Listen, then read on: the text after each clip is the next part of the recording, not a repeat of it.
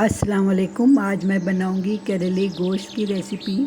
और ये करेले गोश्त थोड़े से मुख्तलिफ़ अंदाज में मैं बनाऊंगी और इसको हम थोड़ी सी ग्रेवी के साथ बनाएंगे। हल्की सी ग्रेवी के साथ करेले गोश्त आप बनाएंगे तो बहुत मज़े के बनेंगे।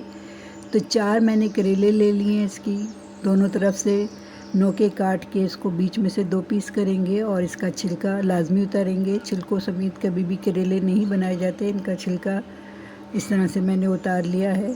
अब छिलका उतारने के बाद इसके 2-2 इंच के रिंग से हम काट लेंगे। तो देखें कुछ इस तरह से ये रिंग काट ली हैं। और रिंग काटने के बाद इसके अंदर से जो ये बीज हैं इनको भी लाजमी निकाला जाता है, ये नहीं पकाए जाते साथ। तो देखें इस तरह से ये सारे रिंग मैं निकाल लूँगी। 1-2 दफ़ा पानी में लाजमी धोएंगे। तो इस अच्छी तरह से पानी में इसको धो के या नलके के नीचे आप धो लें और इसके बाद इसको एक छलनी में निकाल लेंगे।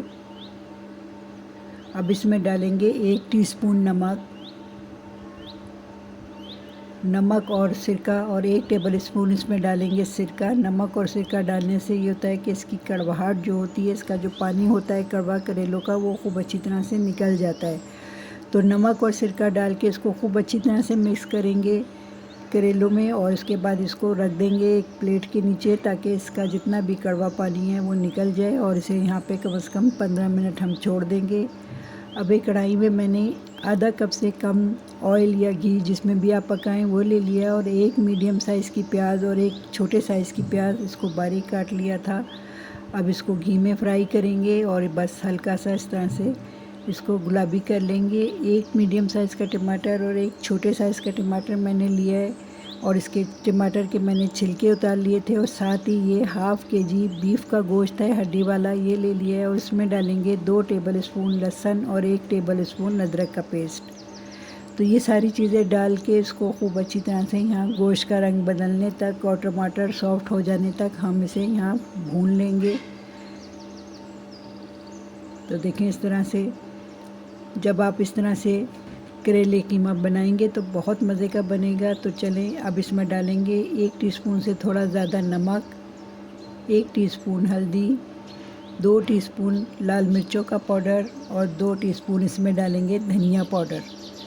तो बस यही सारे मसाले जाएंगे। इन्हीं मसालों से बहुत मज़े का ये करेले गोश्त बनेगा। तो ये सारे मसाले डाल के इसको हम 3-4 मिनट भून लेंगे और टमाटो को अच्छी तरह से इसमें मैश कर देंगे। फिर डालेंगे 2 गिलास पानी और अब इसको मिक्स करके पानी को और इसको गलने के लिए रख देंगे। तो यहाँ पे मैं इसे 10 से 15 मिनट गलाऊंगी। 15 मिनट में ये गोश्त खूब अच्छी तरह से बीफ का गल जाता है।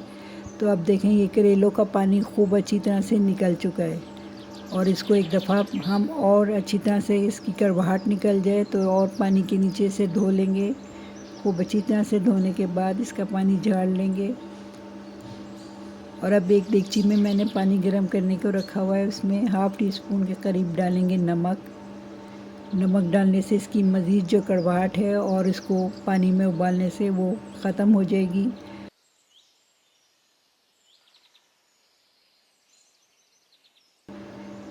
तो 50% तक इन करेलों को गला लेना है, यानी आधा गला लेना है। बाकी हम आगे भी इसे पकाएंगे। अब आधा गलाने के बाद इसका पानी निथार देंगे और थोड़ा सा टमाटर इसके ऊपर से गुजार देंगे और अब इसी अच्छी तरह से इसका पानी निकलने देंगे, क्योंकि आगे हमने इसको फ्राई करना है। तो खूब अच्छी तरह से इसका पानी निकलने देते हैं। अब 1 टेबल स्पून के करीब इसमें ऑयल डालेंगे एक पैन में और ऑयल गर्म हो जाएगा तो करेले डालेंगे और करेलों को यहाँ पे तो इसको इतना फ्राई करेंगे कि इसका रंग अच्छी तरह से गोल्डन हो जाए और इसमें भी ये काफ़ी हद तक गल जाएंगे। तो बस ये गोल्डन करके मैंने रख लिए हैं। अब देखें ये गोश्त भी गल चुका है और यहाँ पे गोश्त को थोड़ा सा और भून लेंगे। देखिए जब इस तरह से मसाला हो जाए तो ये भून जाएगा। तो ये गोल्डन किए हुए जो करेले मैंने रखे थे वो मैंने गोश्त में शामिल कर दिए हैं और करेले डाल के इसको फिर हम 1-8 मिनट भून लेंगे। और उसके बाद अब इसमें मैं डालूँगी 1 कप के करीब पानी। तो ये देखें खूब अच्छी तरह से ये भुन गया। अब इसमें 1 कप पानी डालेंगे और पानी डाल के साथ ही डालेंगे हरी मिर्चें कटी हुई और अदरक कटा हुआ। और अब इसको हम 5 मिनट यहाँ दम लगाएंगे ताकि खूब अच्छी तरह से गल जाए। उसके बाद बस इसको सर्व करेंगे। तो ये देखिए ऊपर से डालेंगे थोड़ा सा गरम मसाला पाउडर और थोड़ा सा हरा मसाला यानी हरी मिर्चें, हरा धनिया और अदरक।